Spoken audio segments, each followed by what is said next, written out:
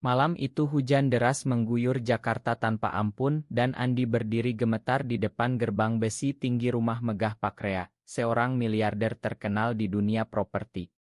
Dengan suara parau karena kedinginan dan lapar, ia berkata kepada satpam yang menatapnya curiga, "Pak, bolehkah saya tidur di kandang anjing Bapak saja?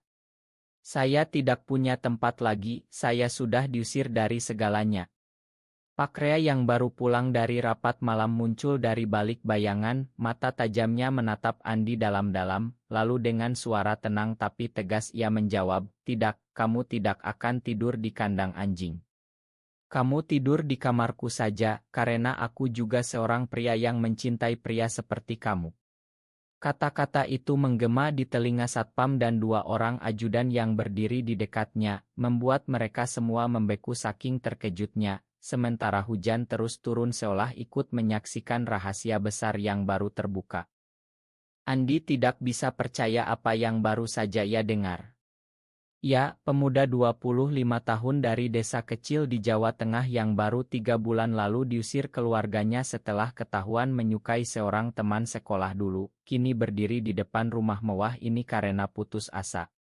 Setelah putus dengan Rian, kekasihnya yang takut keluar dari lemari, Andi kehilangan segalanya, pekerjaan serabutan di warung, kamar kos murah, bahkan harga diri. Ia berjalan tanpa tujuan di malam hujan, melihat kandang anjing mewah di halaman belakang rumah ini dari kejauhan, dan berpikir setidaknya anjing-anjing itu punya atap. Tapi jawaban Pak Rea seperti petir di siang bolong. Pria paruh baya berusia 38 tahun itu, dengan jas mahal dan mobil mewah yang parkir di garasi, ternyata mengerti persis apa yang Andi rasakan. "Masuklah," kata Pak Rea lagi sambil membuka gerbang sendiri, tangannya yang besar menyentuh bahu Andi dengan lembut bukan kasar. "Kamu basah kuyup. Kita bicara di dalam." Di dalam rumah yang luas seperti istana, lampu kristal menyala terang, Andi duduk di sofa kulit sambil menggigil. Pak Rea yang meminta dipanggil Rea saja, menyuruh pembantu membawakan handuk dan pakaian kering. "Aku tahu siapa kamu," kata Rea pelan sambil menuang teh hangat. "Kamu Andi, mantan pacar anakku Rian dulu di universitas. Rian pernah cerita tentang kamu sebelum ia ketakutan dan pergi ke Singapura." Aku tidak marah. Justru aku mengerti, karena aku juga pernah seperti kamu, muda, miskin, dan takut dunia tahu bahwa aku mencintai pria. Andi terbelalak. Rea, miliarder yang sering muncul di majalah bisnis, ternyata menyimpan rahasia yang sama selama bertahun-tahun. Ia bercerita bagaimana dulu ia harus menikah dengan seorang wanita demi bisnis keluarga, tapi pernikahan itu hancur karena ia tak bisa bohong pada diri sendiri. Anaknya, Rian, mewarisi siat itu, tapi Rea tidak pernah memaksa Rian sembunyi.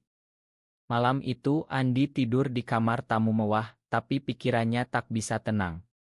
Apakah ini mimpi? Apakah besok Rea akan mengusirnya setelah sadar? Pagi harinya, matahari Jakarta menyinari taman luas. Rea sudah bangun lebih dulu membuat sarapan sederhana di dapur besar. "Kamu boleh tinggal di sini selama yang kamu mau," katanya sambil menyodorkan roti bakar. "Tapi aku punya syarat, kamu harus bekerja. Aku butuh asisten pribadi yang bisa dipercaya. Dunia bisnis ini kejam dan aku lelah menyembunyikan siapa aku sebenarnya." Andi mengangguk, hatinya campur aduk antara syukur dan takut.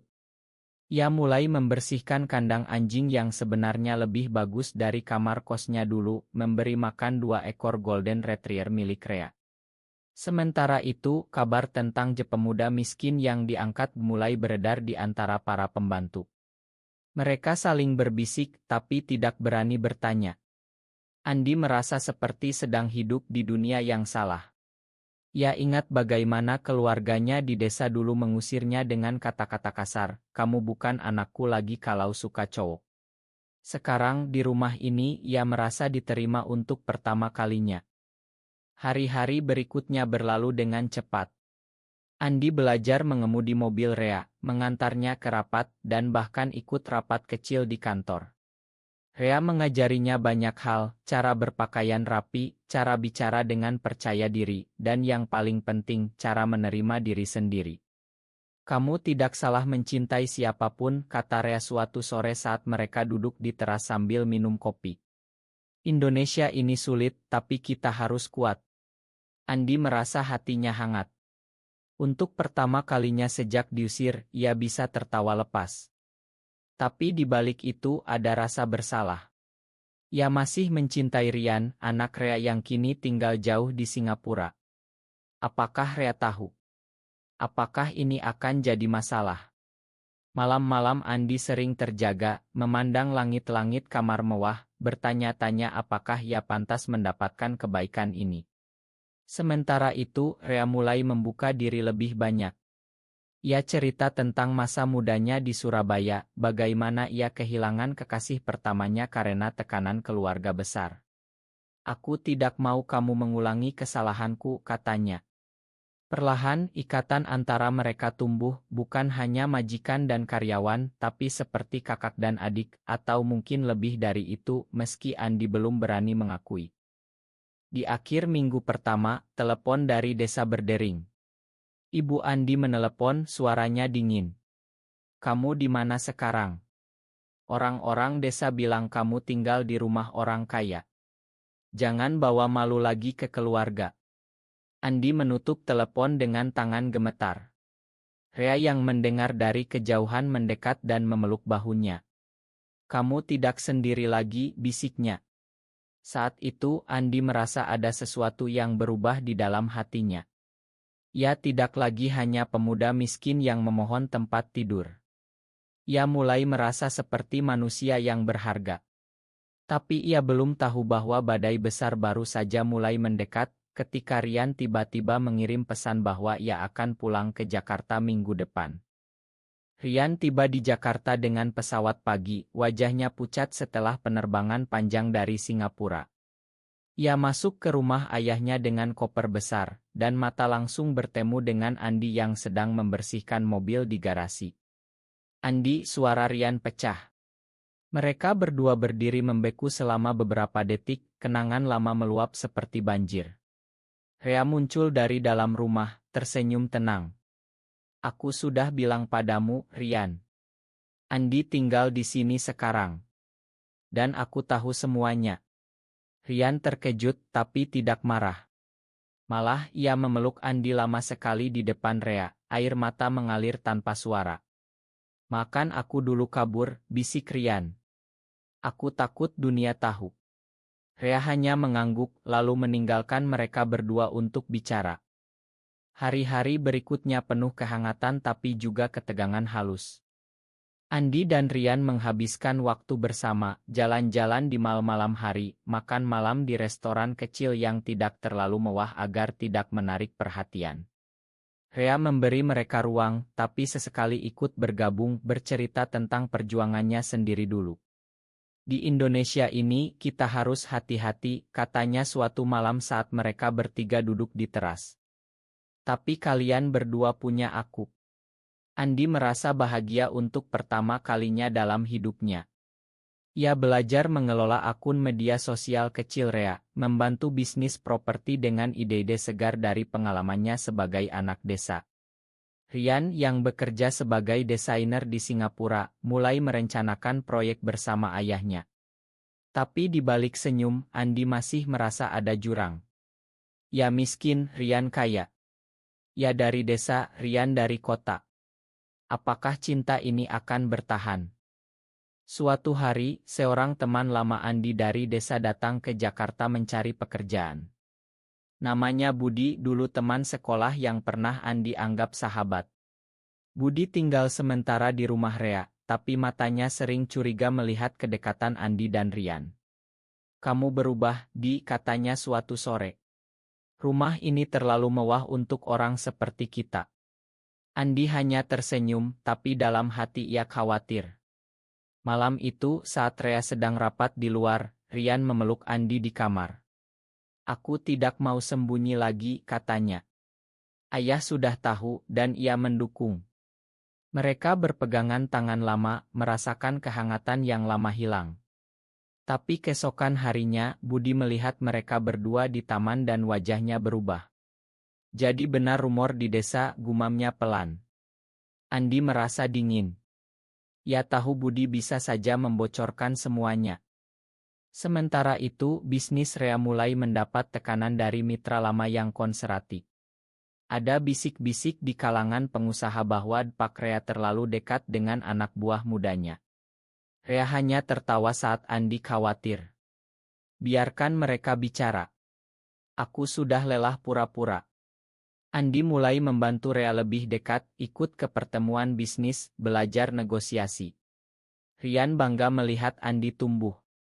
Kamu bukan lagi pemuda yang memohon kandang anjing, katanya sambil tersenyum.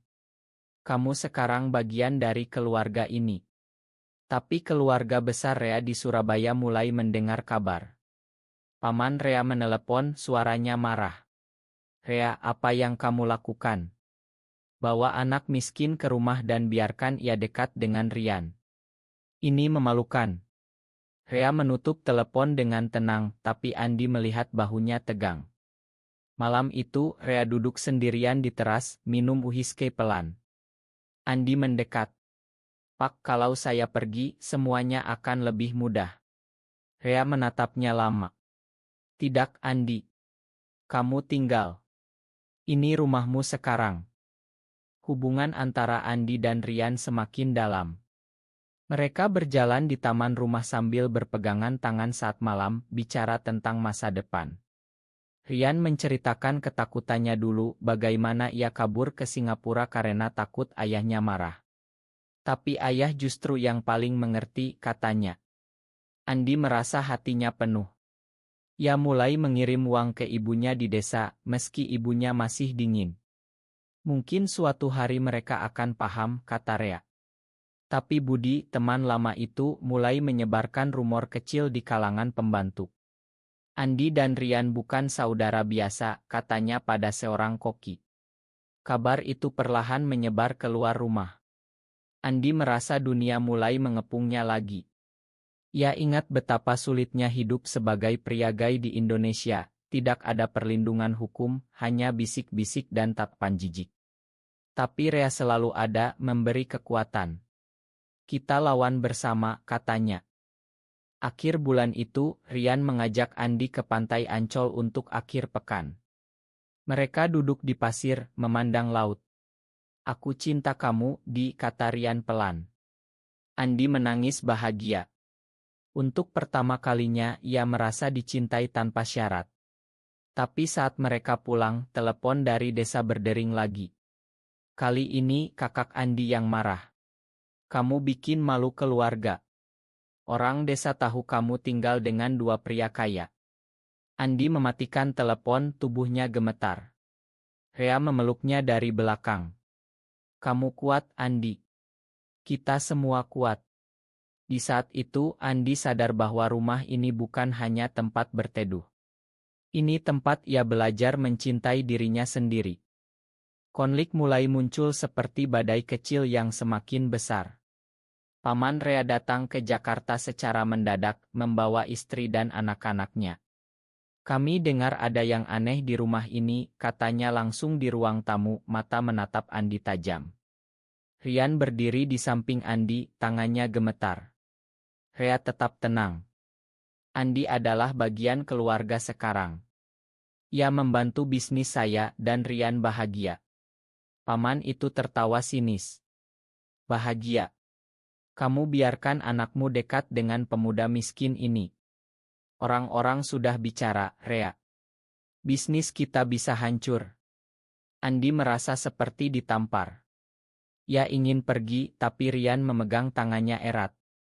Malam itu, setelah paman pergi, mereka bertiga duduk lama. Aku tidak akan biarkan mereka memisahkan kita, kata Rea. Tapi Andi melihat keraguan di mata Rian. Keesokan harinya, berita kecil muncul di grup WhatsApp pengusaha. Pak Rea angkat anak miskin, katanya dekat dengan anaknya. Rea hanya menggeleng.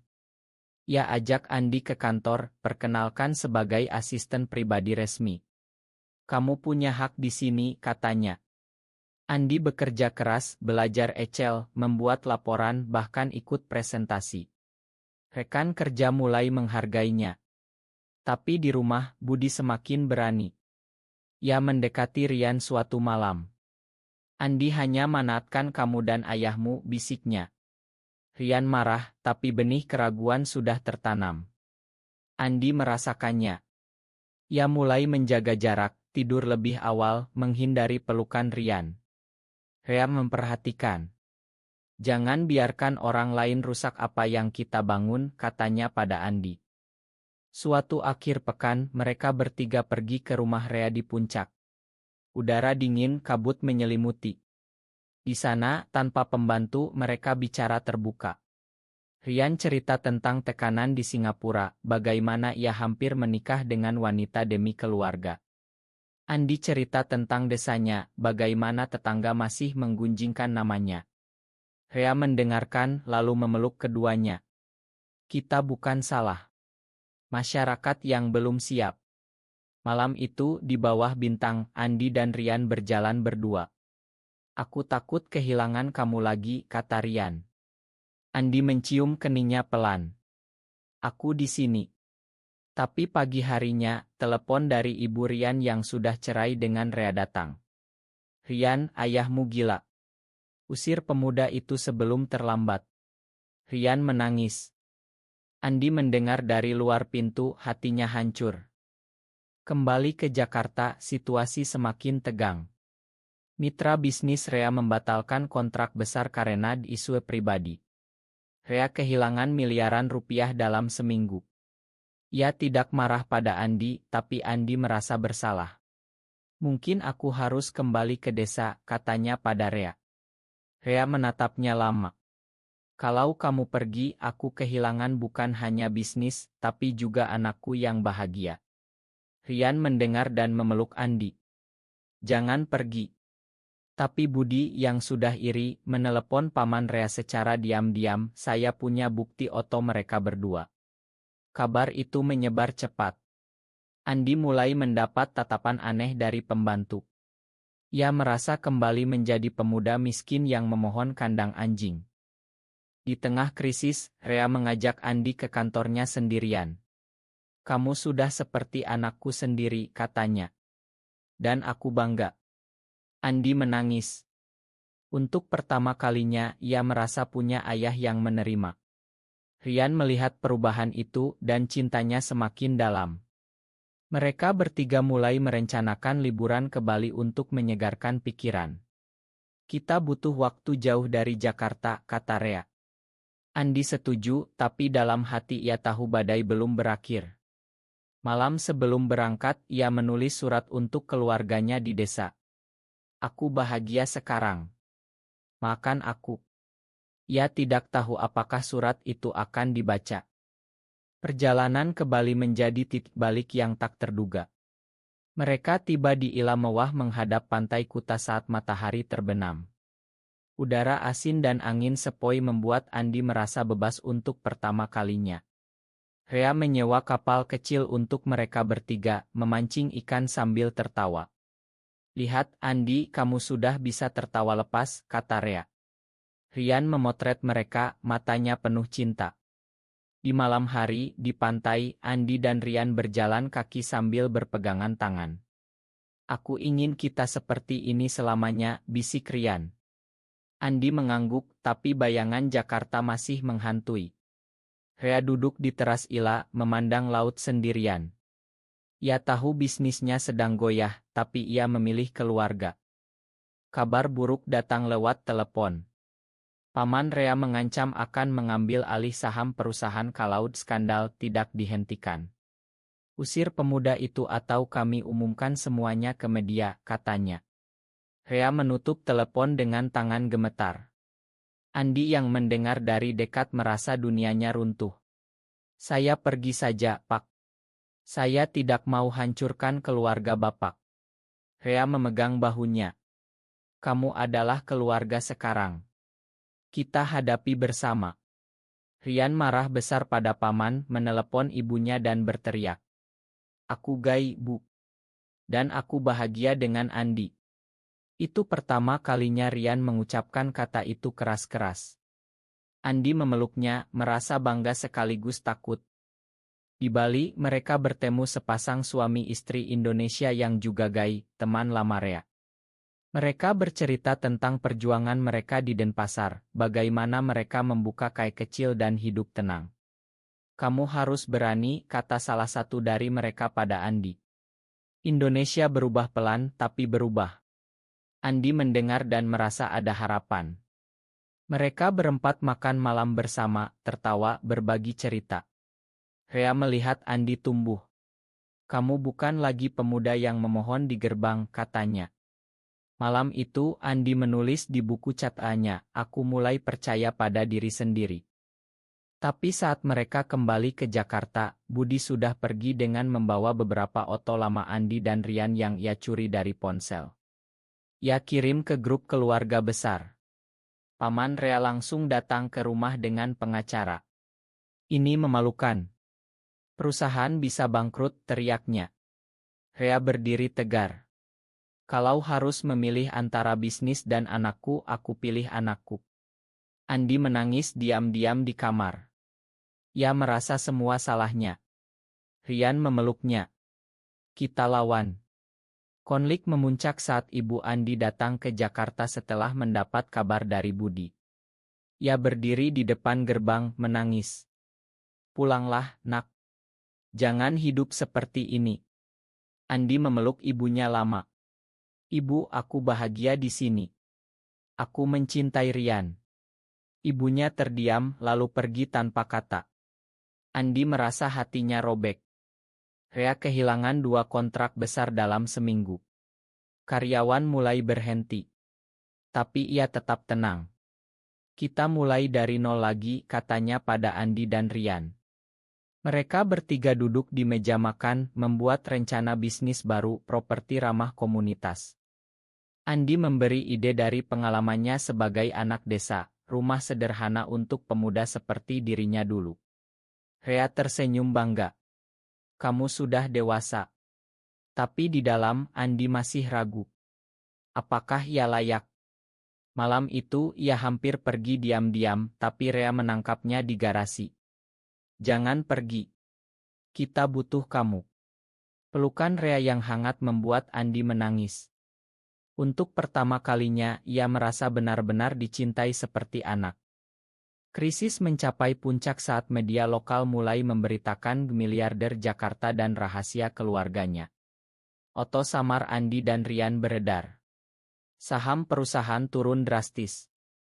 Paman Rea mengancam gugatan. Rea memanggil rapat keluarga besar di rumah. Andi dan Rian duduk di sampingnya, tangan saling genggam di bawah meja. Aku tidak malu, kata Rea di depan semua kerabat. Anakku bahagia. Andi adalah bagian dari kami. Beberapa kerabat marah, ada yang pergi. Tapi ibu Rea yang sudah tua justru memeluk Andi. Aku tahu sejak lama tentang Rea. Biarkan mereka bahagia. Andi terharu. Tapi kerusakan sudah terjadi. Bisnis rugi miliaran. Andi merasa ia harus mengorbankan diri. Ia kemas barangnya malam-malam, menulis surat untuk Rea dan Rian. Terima kasih telah memberi saya rumah. Saya pergi agar kalian selamat. Ia berjalan ke stasiun kereta, hujan lagi seperti malam pertama. Tapi Rian mengejarnya dengan mobil. Jangan pergi. Ayah sedang sakit karena khawatir. Mereka bertengkar di pinggir jalan. Aku mencintai kamu, Andi. Jangan tinggalkan aku lagi. Andi menangis. Mereka pulang bersama. Rea menunggu di teras, wajahnya pucat. Kamu anakku sekarang, katanya pelan. Jangan pernah ragu. Hari-hari berikutnya penuh perjuangan. Rea menjual beberapa aset untuk selamatkan perusahaan. Andi bekerja 2 kali lipat, mencari investor baru lewat ide bisnis ramah yang ia pelajari dari teman di Bali.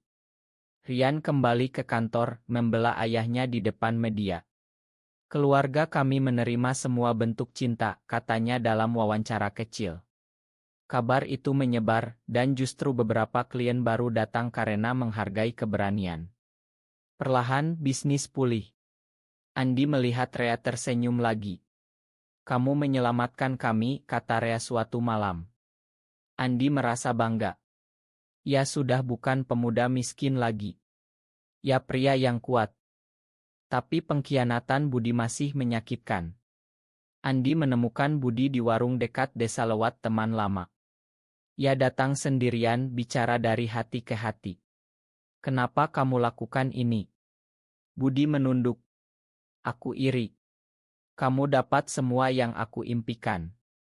Andi memakannya, tapi tidak kembali berteman. "Hidup terus berjalan," katanya pada Rea nanti. Rea mengangguk. "Kamu sudah belajar memakan. Itu kekuatan terbesar."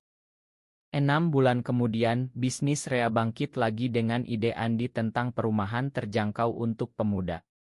Mereka bertiga pergi ke Bali lagi, kali ini untuk merayakan. Di pantai yang sama, Rea memeluk Andi dan Rian. "Kalian berdua adalah kebanggaan terbesarku." Andi menatap laut, ingat malam hujan di depan gerbang dulu. Ia sudah jauh berubah, dari pemuda yang memohon kandang anjing menjadi mitra bisnis dan anak yang dicintai. Rian berlutut di pasir. "Andi, maukah kamu tinggal selamanya?" Andi menangis bahagia, memeluknya erat. Mereka tidak perlu kata-kata mewah. Cinta mereka sudah cukup. Kembali ke Jakarta, keluarga besar mulai menerima pelan-pelan. Ibunya Andi datang berkunjung, meski masih canggung. "Aku lihat kamu bahagia," katanya pelan. Andi memeluknya. Rea tersenyum dari jauh. Mereka membuka yayasan kecil untuk pemuda gay yang diusir keluarga, memberi tempat tinggal dan pekerjaan. Andi menjadi pengelolanya. "Ini rumah untuk orang seperti aku dulu," katanya pada Rea. Rea bangga. "Kamu sudah menemukan jalanmu." Suatu malam, mereka bertiga duduk di teras, memandang bintang. Andi merasa damai. Perjalanan panjang dari kandang anjing ke pelukan cinta ini mengajarinya banyak. Ia belajar bahwa penerimaan dimulai dari diri sendiri, bahwa keluarga bukan hanya darah, dan bahwa di Indonesia yang sulit ini, keberanian kecil bisa mengubah segalanya. Rian memegang tangannya, Rea tersenyum. Hidup terus berjalan, penuh harapan. Apakah cinta sesama jenis di Indonesia selalu harus mengorbankan segalanya untuk mendapatkan kebahagiaan sejati? Benar atau salah?